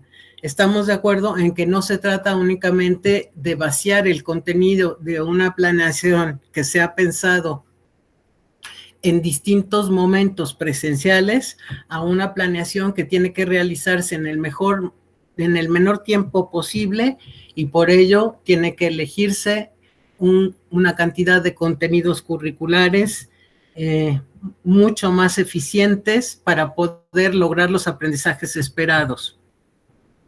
Entonces, hubieron 3 tipos de actitudes y de respuestas de parte de los docentes para actuar frente a estas circunstancias. Algunos tomaron inmediatamente la oportunidad de utilizar la plataforma institucional, algunos incluso ya tenían los cursos traducidos, digamos, a este sistema en línea.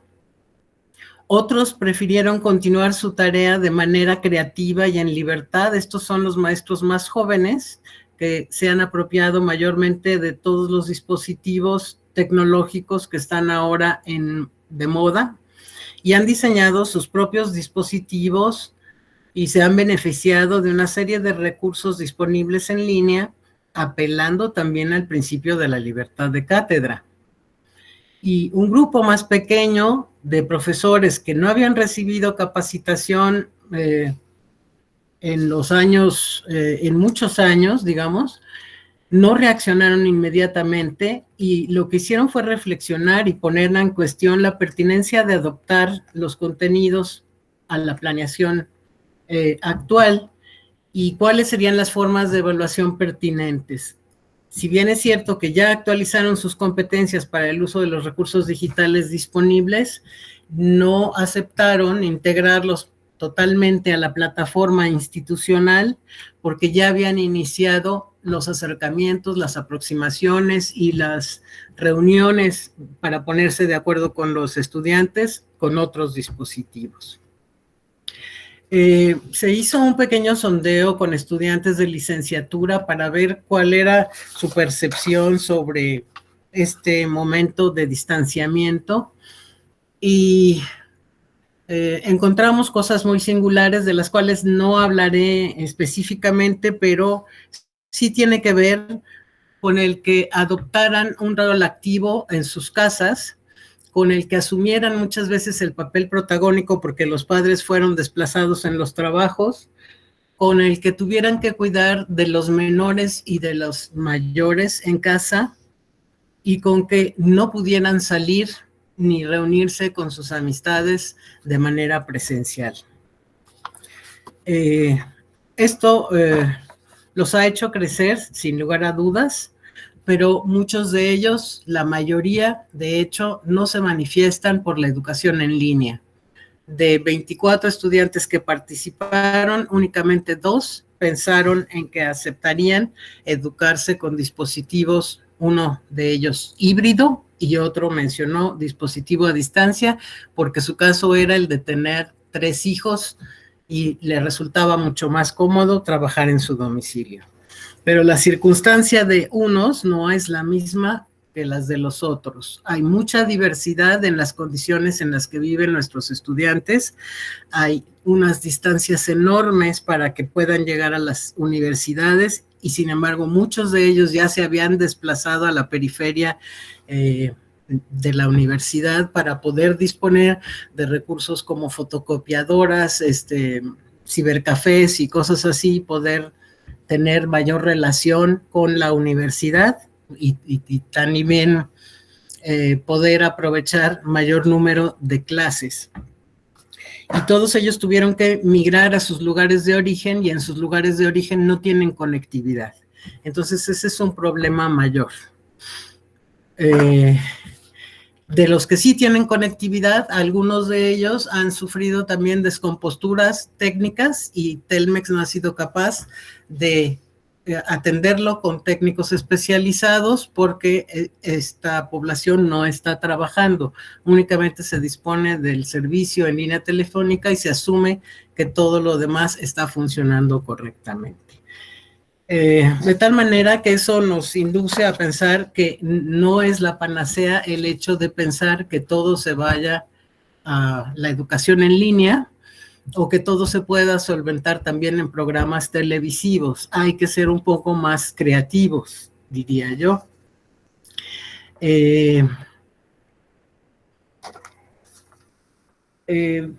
Por lo que tiene que ver con el futuro y las condiciones en las que desearíamos seguir trabajando, pues hemos notado que hay muchos procesos burocráticos que se doblan en las universidades, se realizan de manera, procesos presenciales, de manera alternada lo presencial y lo que se pone en línea, y se doblan los esfuerzos que tiene que hacer la administración central. Hay que tomar ahí la iniciativa como para poder recomponer una serie de circunstancias que están impidiendo que estudiantes que tienen los mejores promedios no puedan titularse incluso en un lapso del doble de los años que pasaron en la universidad.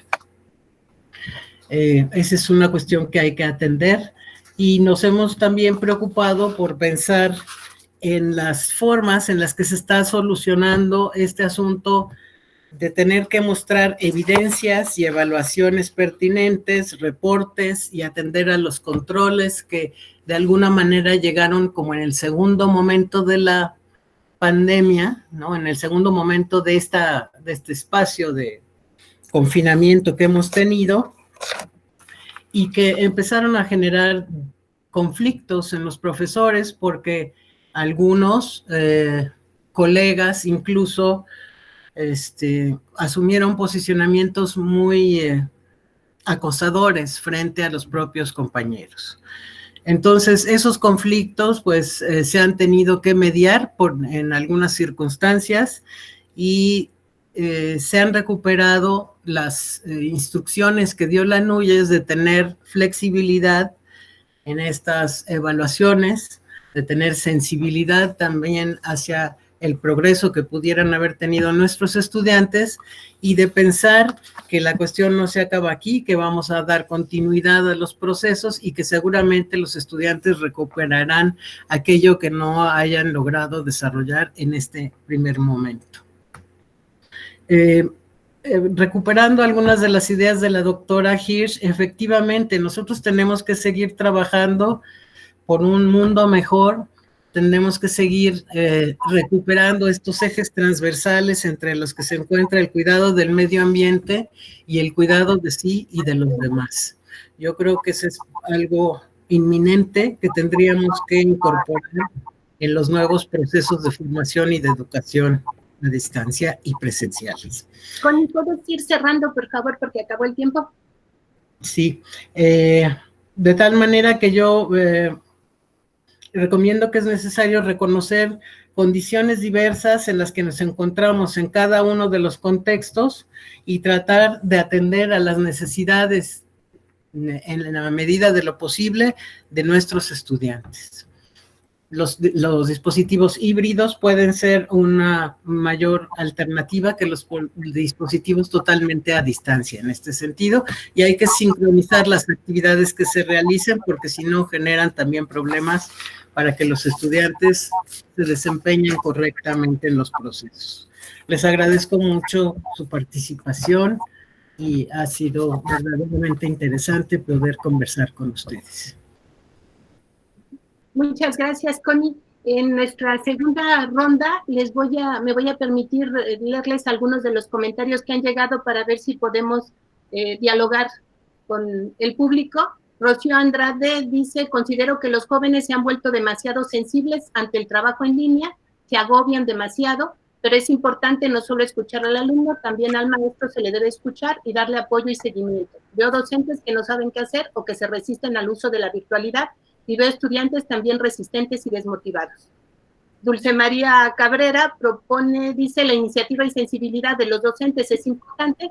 Muchos estudiantes o sus padres han perdido el empleo, tienen complicaciones económicas para pagar servicios de internet. No se trata solo de compromiso, hay mucha desigualdad. Paula Rodríguez dice: considero importante realizar investigaciones sobre el componente socioemocional, tanto del docente como del estudiante, así como la interacción entre ambas partes y el impacto de la nueva práctica docente. Estos comentarios me llevan a destacar esta dimensión socioemocional que están comentándonos y que creo que fue abordada ya también por la doctora Anita Hirsch en el panel. Si quieren ahorita ahondar sobre esto o sobre alguna otra cuestión que les parezca interesante de lo que se ha dicho en este foro. Tenemos, por favor, solo 2 minutitos, 3 minutos a lo más, porque vamos colgadas de tiempo. Iniciamos igual con la misma ronda. Gabriela Croda, ¿puede responder algunas de estas cuestiones o comentarlas, por favor? Gracias, con mucho gusto. Gracias, Leti. Quisiera, aprovechar el espacio que me parece que además responde en buena medida o complementa en buena medida algunos de los comentarios vertidos en el chat para recuperar también un tema sobre el tercer eje del aprendizaje y las alternativas que puede ofrecer la disrupción escolar para la reanudación de las actividades presenciales de las IES. En este sentido, pues ante esta pandemia y el confinamiento, todos hemos padecido esta interrupción de las sesiones presenciales que de manera brusca se impuso y desbancó a los procesos y prácticas que se venían desarrollando en las instituciones de educación superior. Y aquí a mí me gustaría retomar y dejar abierta la reflexión, seguramente como buen espacio para algún otro foro, una recomendación de la IESALC. En este contexto de una progresiva salida de la crisis, señala la importancia de la educación superior y el papel protagónico y de apoyo en el que debiera estar con los gobiernos para la recuperación económica y social. Así como también desde las CIES contar con mejores condiciones para asegurar la continuidad con equidad, que ya sabíamos que era un reto y que ahora se vuelve mayúsculo, porque como hace unos días lo declaraba en una entrevista el secretario general de la OEI, de esta pandemia vamos a salir aún más pobres y por tanto con mayores desigualdades. Sin dejar de reconocer la situación de crisis, habrá que reorientar la mirada, las políticas y las acciones también hacia las oportunidades y desafíos que ofrece la futura nueva cotidianeidad educativa a los actores educativos. Sin duda nos da una perspectiva inesperada de prioridades. Esto requiere repensar la escuela, repensar la educación en el sentido más amplio de la función social que desarrollan las CIES para promover, entre otros, la reflexión sobre este hecho que estamos viviendo, sobre esta situación y toda su complejidad, la sistematización de experiencias docentes y también recuperar las voces de nuestros estudiantes en ese sentido, y así como también la generación de investigación educativa que ya nos lo señalaban desde el inicio y en el marco de todos estos foros que CONI ha organizado, desde la nueva realidad educativa. Tenemos sin duda nuevos objetos de investigación sobre los cuales habrá que desarrollar conocimiento. Se requieren, por tanto, también, diría, las políticas, proyectos y acciones para fortalecer, que no reducir, la inversión en educación superior. A nivel institucional, considero y coincido con las panelistas, el modelo híbrido de formación seguramente nos ofrece posibilidades a las cuales nos resistíamos en algún momento, pero que brinda también una posibilidad de ampliar la cobertura, el uso de recursos digitales y las oportunidades de aprendizaje en otros espacios y momentos más allá de las aulas o de las escuelas.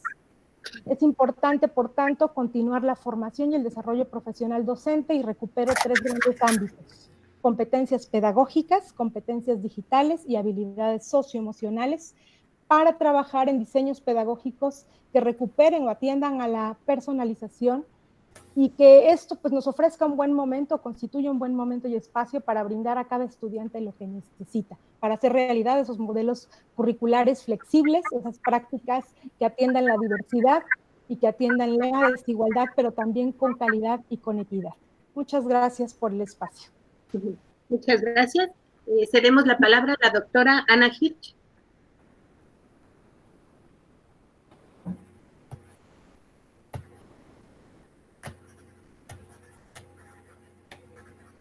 Anita, perdón, hay que activar el micrófono en la parte de abajo.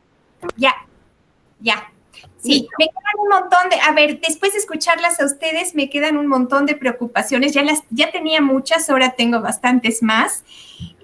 Me gustaría mucho recuperar lo que Connie menciona de los dispositivos híbridos que también acaba de mencionar Gaby.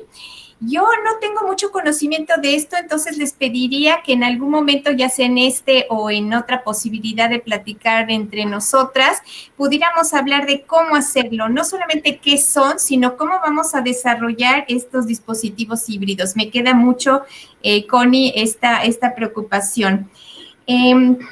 A mí me gustaría retomar un tema que no se trabajó directamente en estas exposiciones, que sería la experiencia que tenemos todas nosotros en las tutorías individuales y colectivas. Me refiero no solamente a la docencia de clase, de aula, ¿no? O de laboratorio, sino que me refiero a cómo nosotros tratamos de que desde la licenciatura y el posgrado podamos ayudar a nuestros estudiantes a obtener el grado y que sea además un desarrollo importante, porque estos posgrados también son importantes para la vida. Yo con eso nada más, bueno, otra cosa que me preocupa mucho es que se ha mencionado también ahorita por todas nosotras, es este problema de las informaciones que son erróneas y que son falsas, y que en nuestros casos, que somos personas que trabajamos en las instituciones de educación superior, tendríamos que tener un cuidado especial en distinguir entre cuáles son las informaciones que están bien hechas de manera científica, de manera producto de investigación, de aquellas otras que son como lo más común, pero muchas veces con malas intenciones erróneas. Me quedaría con eso, pero en breve sería lo de los dispositivos híbridos, recuperar la experiencia que todos nosotros tenemos en las tutorías individuales y colectivas, y que podríamos empezar a revisar de todas estas preocupaciones que aquí se manifestaron, por dónde le vamos a entrar, ¿no? Cada una de nosotras y todos los participantes de los foros, en ver cómo resolver o atender, más que resolver, atender todas estas necesidades. Muchas gracias. Muchas gracias, doctora. Le cedemos la palabra a la doctora Amelia, por favor.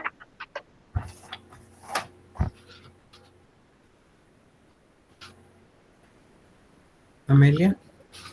Sí, es que no se activaba el micrófono, perdón. Bueno, comparto gran parte de estas inquietudes, esto que comenta Anita de los dispositivos híbridos, yo creo que también es muy, muy importante porque estamos como demasiado acostumbrados a esta parte presencial y no nos damos esos espacios de actividades alternativas a la parte de la formación. Y bueno, en lo particular, a lo mejor es muy anecdótico, esta cuestión de las tutorías. Yo en este periodo he tenido oportunidad de dialogar con mis estudiantes, tanto con los de posgrado como con los de licenciatura, respecto a cómo han ido afrontando, resolviendo, complicándose, incluso a veces un poco reír con ellos, ¿no? O simplemente darte un espacio para dialogar, pues de lo que les sucede, ¿no? Eso que comentaba con relación a las calificaciones, las actividades, así ya me cambiaron el coloquio, etcétera. Todo ha sido a través de las tutorías y es este proceso de acompañamiento no solo académico, porque bueno, a veces en la tutoría damos un espacio para la parte académica y otro para la parte experiencial. Y la parte socioemocional, bueno, se me hace muy, muy importante. Es muy gratificante y a mí me sorprendió con mis estudiantes de licenciatura, simplemente les contestaba un correíto, si quieren, muy armado, en donde, ay, qué bueno que me compartiste tal cosa o tu trabajo, y te responden de una manera así como de, me vio, ¿no? O sea, no es la palabra, pero es el docente se ocupa de mí, se preocupa, etcétera. Claro, la otra cuestión que se comentaba, y los docentes, ¿dónde estamos? ¿Cómo estamos? Porque pues vamos terminando a la 1, 2 de la mañana de hacer todas estas actividades, que a veces son, le digo, con mucho gusto, y luego hay momentos que uno llega a un estado de saturación que dice, no quiero más, hoy no me quiero conectar, hoy no quiero saber de nada. O, por ejemplo, en estos comunicados institucionales que se comentaba de que ha sido fragmentado por facultades, en nuestro caso hay una coordinación tal de esos comunicados que, por ejemplo, son los avisos de la rectoría o los mensajes del rector, y entonces, bueno, se difunden, a su vez hay que difundirlos, y esos son todos los días. Incluso en una encuesta que hicieron por la Dirección de Evaluación, yo les decía, gracias por estar, pero olvídense de los fines de semana, ¿no? O sea, también necesitamos estos espacios personales, porque, bueno, hay, tenemos un mecanismo de hacer cápsulas informativas por cada uno de los institutos, escuelas, estudiantes, becarios, gente que está de intercambio académico, etcétera. Y entonces está la cantidad de información que a veces uno dice, por favor, hoy me quiero bajar, ¿no? Entonces, todas estas experiencias yo creo que hay que sistematizarlas, ver el impacto, como bien decía, no me acuerdo si fue Gaby, con relación al impacto que tiene en nosotros como docentes. Estamos ya no de tiempo repleto como lo estábamos normalmente, sino de tiempo enlopizante, ¿no? O sea, que se nos complica mucho. Y la parte de los estudiantes, ¿no? esta cuestión de la escucha, esta cuestión del recuperar, les digo, para mí estas historias de vida que fui recuperando, que al momento llevo 40, es muy gratificante leerlos, muy absorbente también, lo reconozco, pero van poniendo su sentir con relación a lo que han vivido, sus frustraciones, sus sentimientos de esperanza, ¿sí? Todos terminan como que habrá algo mejor, pero pues nos toca a nosotros, cada individuo, definir, bueno, ¿qué es esto algo mejor y cómo lo vamos a convertir realmente en algo mejor, ¿no? Ahí terminaría. Muchas gracias. Le cedemos la palabra a la doctora Ana Berta, por favor. Gracias, Leti. Vuelvo a mi reflexión planteada en el final de la presentación en 2 niveles, lo que sucede en el aula y lo institucional. En el nivel del aula vale la pena rescatar la valoración de los contenidos en este momento, de lo verdaderamente útil para responder en la vida futura profesional de nuestros estudiantes, de las estrategias y mecanismos híbridos implementados para su aprendizaje y su evaluación, atendiendo los aspectos siempre primordialmente socioemocionales para el desarrollo de sus competencias y sobre todo aquello que impulse la autonomía y la autorregulación de los estudiantes y de la alta responsabilidad que tenemos en la formación docente, del estar al frente de un grupo y en la formación de cada uno de los estudiantes, el impacto que ejercemos en su contexto de desarrollo con los desafíos y retos que se presentan. Y por un lado, creo que para nosotros fue muy favorable para el grupo de maestros los que hemos participado en el trabajo de redes académicos y su financiamiento, que pedimos que vuelva.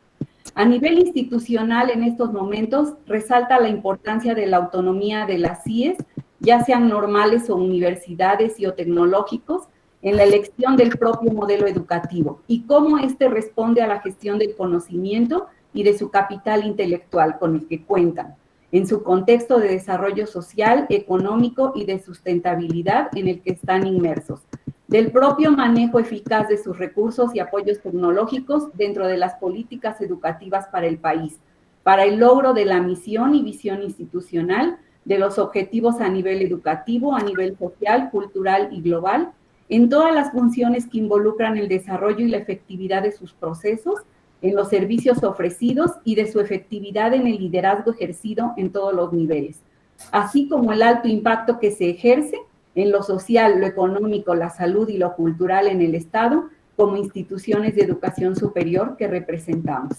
Y cierro con el lema de nuestra universidad, por la cultura, la justicia social. Muchas gracias a todos.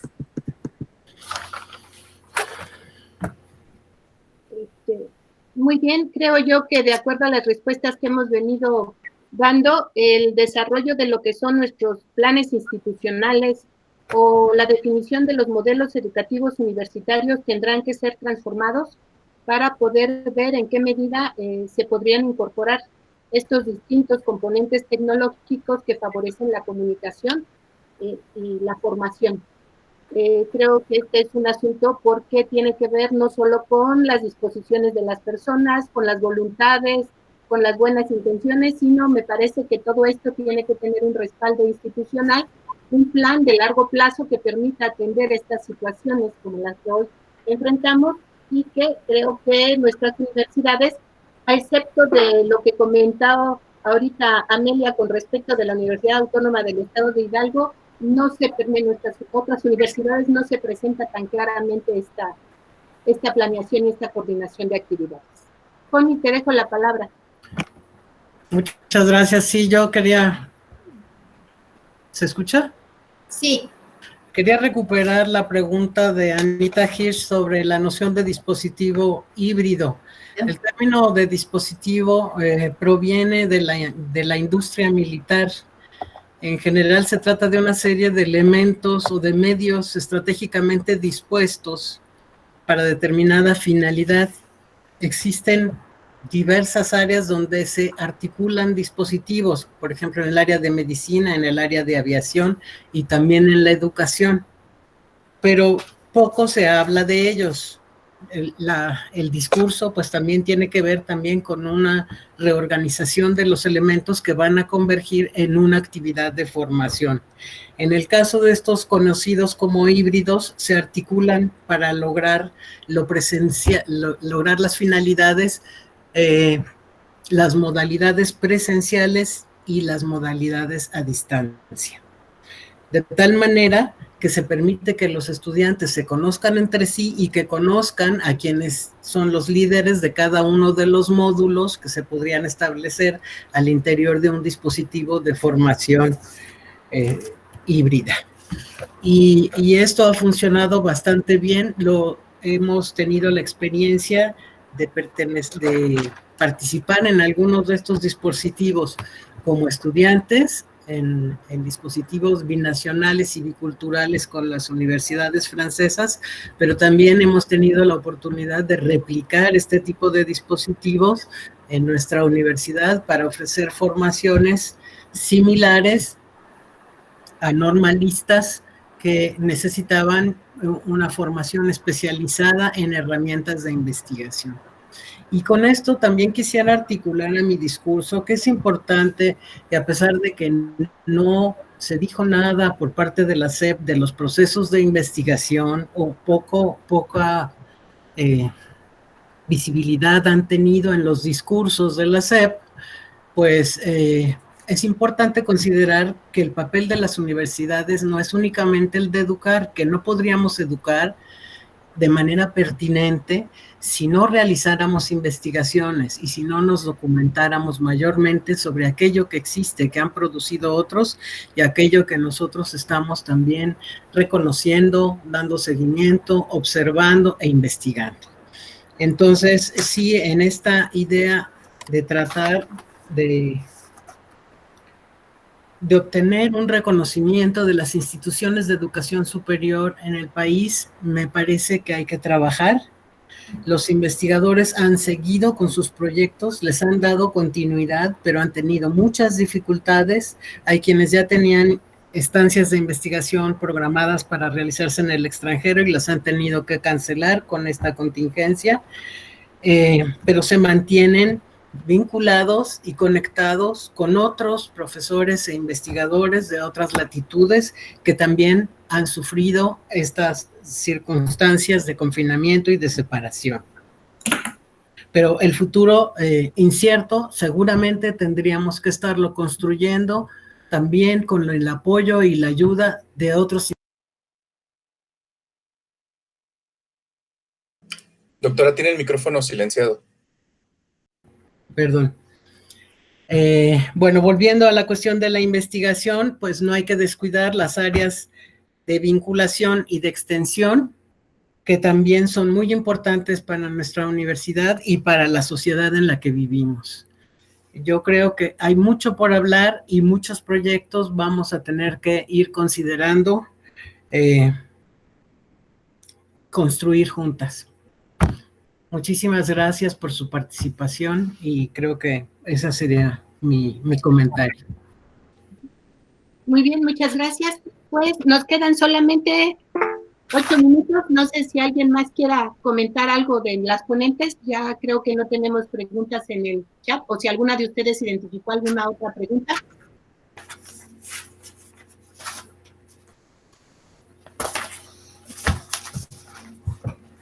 Ya no tiene nada. Ana Berta, Anita, Pierre, Amelia, Gabriela. Si no, y si les parece, vamos dando por cerrado nuestro foro. Sí, nos interesó en este foro abordar la dimensión regional con la finalidad de conocer diversas realidades institucionales y problematizar acerca de estos retos que están enfrentando las universidades en entidades que son aledañas y que a pesar de ser aledañas presentan pues desarrollos, alternativas y acciones que se distancian mucho unas de otras, pero que pueden ser compartidas también. De hecho, gran parte del trabajo que llevamos a cabo los investigadores tiene que ver con esta posibilidad de establecer redes. Se aspira entonces que este foro pueda encontrar o dé la pauta para establecer puntos de confluencia y divergencia entre las acciones que están tomando la pandemia, no solo en estas universidades que hoy comentamos y que son las nuestras, las que tenemos más cercanas, sino poder abrir este debate hacia otras regiones, otras entidades. Por mi parte es todo. Si ya no quiere nadie más comentar nada. No, muchísimas gracias. Damos por concluido nuestro foro. Muchísimas gracias. Y gracias al staff que nos ha apoyado todo este tiempo.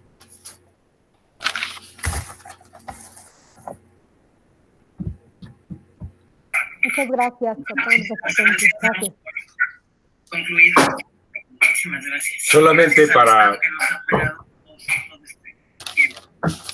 Gracias. Quisiera despedirme de todas ustedes.